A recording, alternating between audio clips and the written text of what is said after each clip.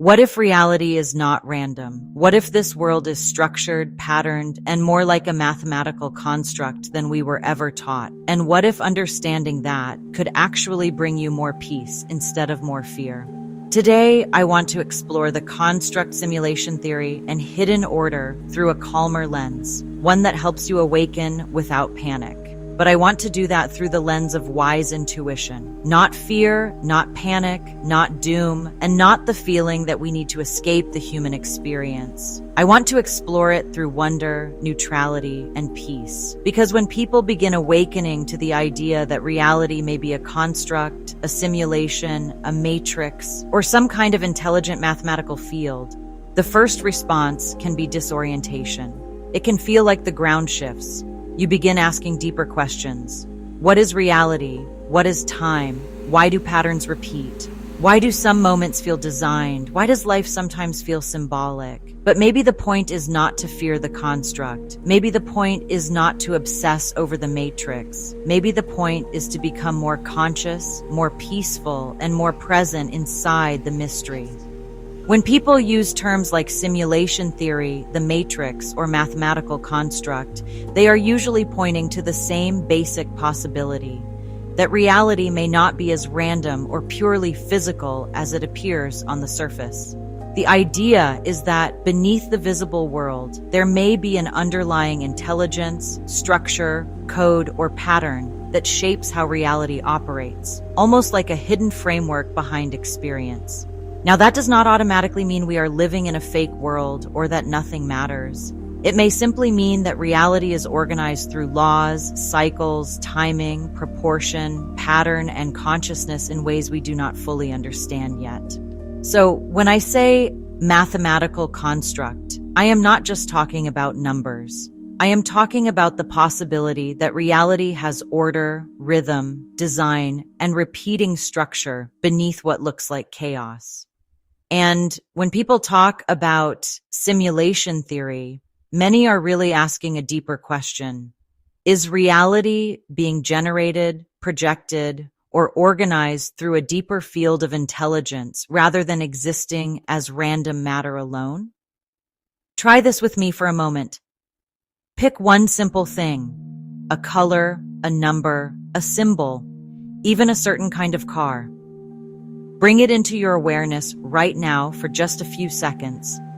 Then let it go, and over the next day or two, simply notice. You may start seeing it everywhere. And when that happens, ask yourself, did reality suddenly change, or did my awareness change first?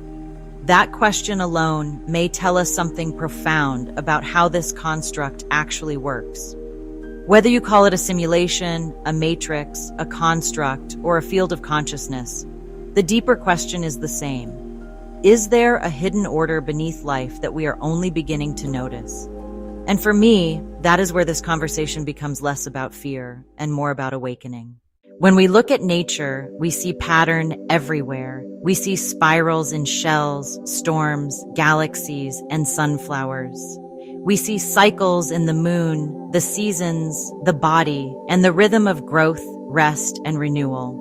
We see pattern in flowers, crystals, honeycombs, snowflakes, ancient architecture, and even in the way certain themes repeat in our lives. So the idea that reality may be mathematical is not as cold as it first sounds. Mathematics is not just numbers on a page. It can be relationship, proportion, rhythm, harmony, and structure. It can be the invisible language behind visible things. This is where sacred geometry, natural patterning, and the architecture of reality begin to speak the same language. They suggest that form is not random, beauty is not accidental, and pattern is not meaningless. There may be an order beneath the surface, and when we begin to notice that order, something inside of us wakes up. Not because we suddenly have every answer, but because we begin to sense that life may be speaking in symbols, cycles, alignments, and patterns. For many people, the construct idea can feel unsettling at first. It can make the world feel less solid for a moment. It can make ordinary life feel strange. You may find yourself standing between two realities.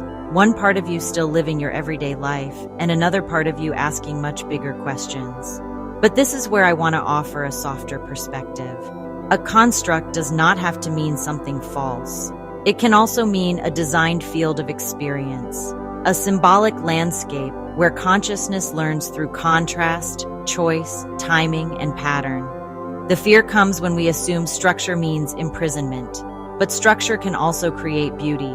A song has structure, a flower has structure, even the human body has structure. Sometimes structure is not the opposite of magic. Sometimes structure is how magic becomes visible. And maybe that changes the tone of the whole conversation. Maybe the hidden pattern beneath life is not there to terrify us. Maybe it is there to invite us deeper. If reality is mathematical, then beauty, harmony, and synchronicity may not be random at all. The moments that feel meaningful may be intersections, places where your awareness meets the pattern. This is where I believe we can shift from fear into reverence. Because a mathematical reality does not have to mean a mechanical reality. It may mean that creation has intelligence. It may mean that consciousness and pattern are connected. It may mean that ancient teachings around geometry, vibration, frequency, cycles, and resonance were pointing towards something very real, not only as theory, but as lived experience. And when we begin to see life this way, the visible world no longer feels flat. It begins to feel layered. Beneath what we see, there may be codes, cycles, ratios, archetypes, and repeating themes. And this does not have to make us detached from life. It can make us more present. Suddenly, a sunrise is not just a sunrise. It is light entering the field. A conversation may become a mirror. A repeated lesson may become a pattern asking for consciousness. And a moment of peace may become evidence of alignment. This is where the conversation becomes beautiful to me. Not because we have solved the mystery, but because we begin to realize that life may be more meaningful than we were taught, more symbolic, more responsive, more alive. If there is a hidden order beneath reality, then perhaps our awareness matters more than we think.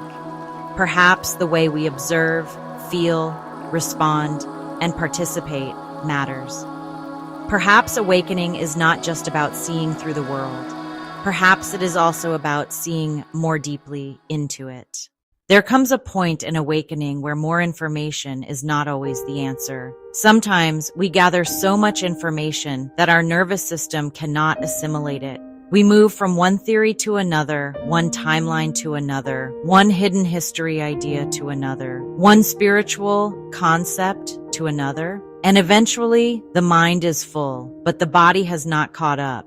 At first, that seeking can be important. It opens the door. It breaks old limitations. It helps us realize that reality may be far bigger than we were taught. But eventually, the deeper question becomes, can I live peacefully with what I have discovered? Can these huge ideas make me more grounded, not less grounded? Can I let the mystery expand me without consuming me? This is where assimilation becomes so important. Assimilation is when information becomes wisdom. It is when the mind stops racing and the body begins to understand. It is when you no longer need to prove everything to everyone, because the truth has become integrated within you. You no longer need to stay in constant reaction. You no longer need to chase every answer. You begin to let what is true settle into your life in a way that creates more peace, not more fragmentation. And to me, this is one of the most important parts of awakening. Because awakening is not just about discovery, it is also about embodiment. It is not just about realizing the construct may exist. It is about learning how to live consciously within it. This is where neutrality becomes powerful. Neutrality does not mean you do not care. It does not mean you are passive. It means you are no longer pulled into panic by every possibility, theory, pattern, or prediction. You can explore a profound idea and still breathe. You can question reality and still enjoy life. You can notice patterns without becoming trapped in pattern seeking. You can remain curious without becoming consumed. That is the kind of awakening I care about. Not awakening that makes us more frantic. Awakening that makes us more free, more peaceful, more aware, more creative, more present, more capable of living from the inside out. So what do we do with all of this? If reality may be patterned, symbolic, and intelligently structured, what are we meant to do with that awareness? I think we begin simply. We observe. We notice what repeats in our lives. We pay attention to timing, synchronicity, resonance, and the places where life seems to speak in pattern. We ask, what keeps repeating in my life? What am I being invited to understand? Where does life feel aligned, and where does it feel forced? We become more conscious participants, but we do not become obsessed. We stay grounded. We honor the mystery, but we also honor the ordinary. Because if reality is a construct, then the ordinary is not meaningless. The ordinary may be part of the design. Your breath, your intuition, your choices, and your presence may all be part of the pattern. And maybe that is the beauty of all of this. Not that life is fake, not that nothing matters, but that life may be patterned, symbolic, and more intelligent than we were taught. Maybe beauty is a clue. Maybe synchronicity is a doorway. Maybe your awareness matters. And maybe the point is not to escape the construct, fear the matrix, or obsess over every hidden pattern. Maybe the point is to become peaceful, awake, and intentional inside the mystery. Because when we stop fearing the pattern, we can begin to see the beauty of it. And when we stop needing every answer, we can finally return to the present moment.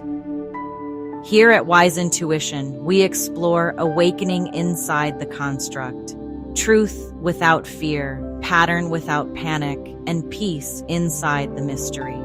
If this resonated with you, let it settle. And ask yourself, where in my life am I being invited to stop seeking and start integrating?